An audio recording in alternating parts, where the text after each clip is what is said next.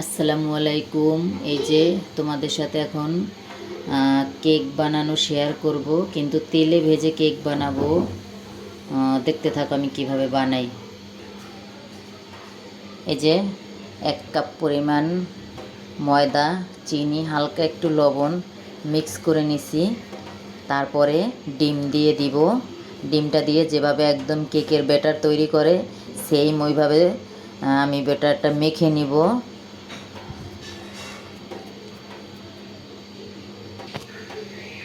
এই যে ডিম দিয়ে দিয়েছি, এবার এটা ভালো করে আমি মেখে নিব। এই যে আমার বেটাটা মাখিয়ে নেওয়া শেষ, এবার কিছুক্ষণ রেস্টে রেখে দিব। ওইদিকে তেলটা গরম দিয়ে দিব। এই যে দেখো তেলের ভিতরে আমি দিয়ে দিয়েছি, কিন্তু ফুলতেছে, কিন্তু খুব সুন্দর ফুলে উঠছে। এবার চারোপাশ ঘুরাই ঘুরাই ভেজে নিতে হবে। এভাবে সবগুলো আস্তে আস্তে ভেজে নিব।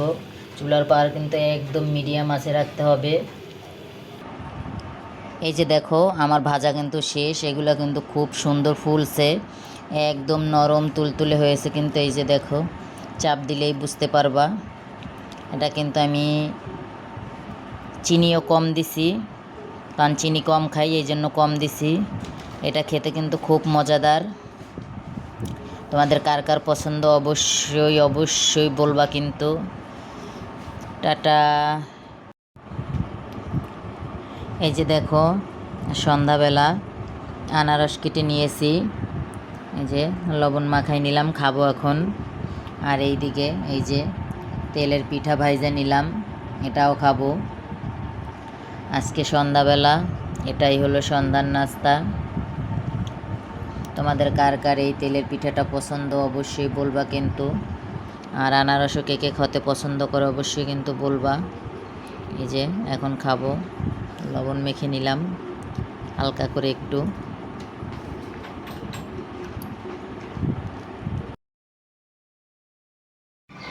এই যে দেখো দুপুরের পরে একদম আকাশটা মেঘলা হয়ে গেছে, আর প্রচুর পরিমাণ বাতাস ছাড়তেছে।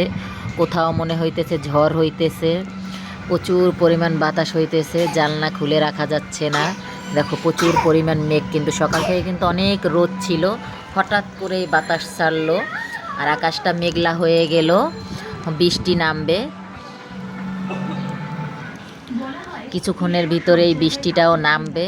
দেখো বাইরের পরিবেশটা দেখো তোমরা, একদম মেঘলা মেঘলা, কিন্তু কোনো রোদ নাই, বাতাস আসতেছে প্রচুর পরিমাণ, ভাল লাগতেছে। টাটা। আসসালামু আলাইকুম। তোমরা কে কী করতে আসো? দুপুরবেলা দেখো প্রচণ্ড রোদ ছিল, এখন এই যে বিকেলের দিকে কিন্তু প্রচুর পরিমাণ আকাশে মেঘ দেখলাম, বাতাস ছাড়লো আর বৃষ্টিটাও নেমে গেল। দেখো বৃষ্টি কিন্তু পড়তেছে।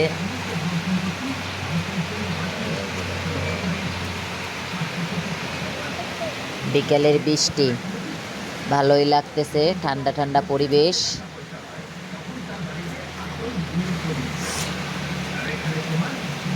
টাটা।